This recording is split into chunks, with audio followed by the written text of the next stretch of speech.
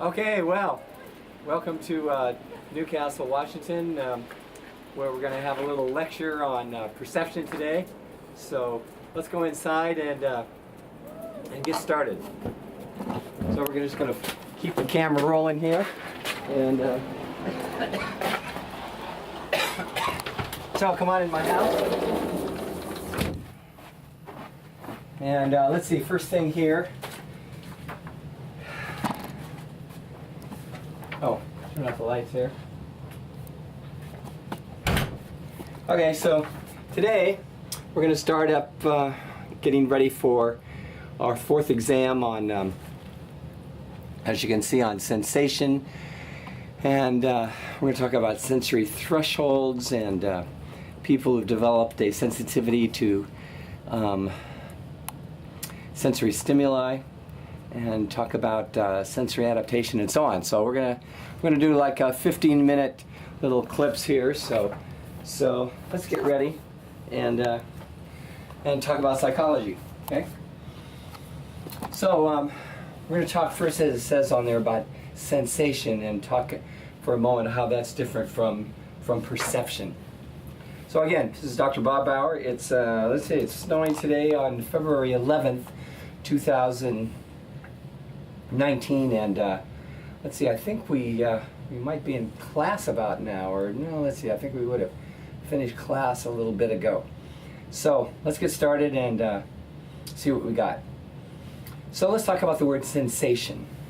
Sensation means that we pick up information from the external environment. And we're going to find in a minute that there are 8 different senses that we all have. We're familiar with the normal 5, but in fact there's 8 of them. So in thinking about this, think about your brain right now, and you know, what location is it? It's encased in this skull, and it's floating in this fluid. And so you have your brain in this darkness, and it has no idea what's out there or what's in the rest of the body, right? So we've talked about neurons already, and you know the steps in how neurons fire, synapses, and all that kind of stuff, right? So let's take a look at then 8 different ways that our brain is stimulated to pick up information from the outer world. Once we then pick up some sensory stimuli, then our brain goes through the next step, which is perception. Our brain attempts to make sense of it. We've talked about the parts of the brain already. You may remember the word thalamus, where information comes into that part of the brain, and then the thalamus, remember, is like a switchboard that takes your brain from one information from one part of your brain to another. So let's go through these. So we know these are pretty straightforward. First is what you're hearing with my voice, which is called audition. Like you're hearing me cough right now, right? You're hearing me talk right now. And so what do we know is that there are sound waves then that are coming through your phone or your computer, and those sound waves then are going into your ears, okay? And so AUD, a lot of words that begin with AUD in them refer to sound. And so sounds then are of a variety of different dimensions, and we're going to talk about those later, okay? So another one is vision, obviously. Comes right there through the eyeball. So you're seeing me and picking up visual stimuli. So the stimulation for audition is sound waves. The stimulation for vision are light waves, right? And let's take a look at, let's just go through all of them, and then we'll come back and talk about some of those in more detail, okay? And so another one is what's called olfaction. The letter O-L with the word faction after it, which, as some of you know, it's the sense of smell. and our smell ability, we're able to literally discern thousands and thousands of different kinds of smells with many of our fellow species out there being able to do even more. You know, your dog can smell much better than you can, right? And one thing interesting about olfaction is that it is, of all senses, the closest one to the brain. You know, as those molecules go up into your nasal cavity, you know, it's not that far from that olfactory bulb is not that far from our brain. So it's often very easy for us to take in, you know, memories relating to smells. I mean, think of, you know, walking into grandma's house, right? How many of you experienced that before? Or, you know, going into some, like a gymnasium or your school, or, you know, some place that has this distinct smell, and you go then later on, years later, to another place that has a similar smell, and boom, those memories just come, you know, flowing back, right? Okay, another one, of course, is our sense of taste. And we know that there are, and your book talks about this, 5 different types of taste: sweet, sour, salty, bitter, and umami, right? Savory.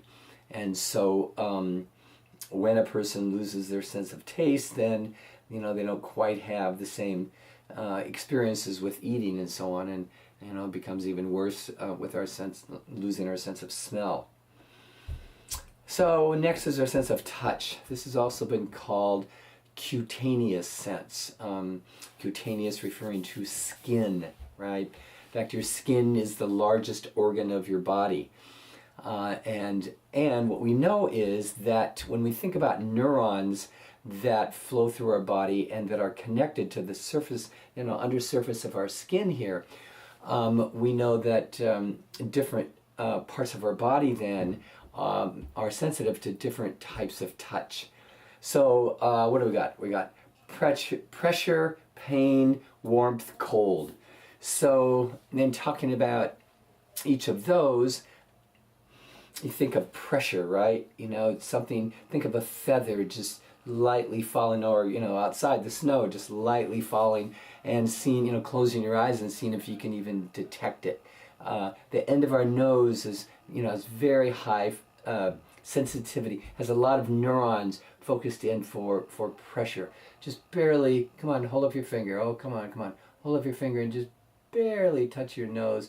And of course, there's little hairs coming out of your nose as well, but you'll feel, your nose will feel it before your finger will, right? We often think about, you know, this having more sensitivity. Well, our nose has even more neurons related to that.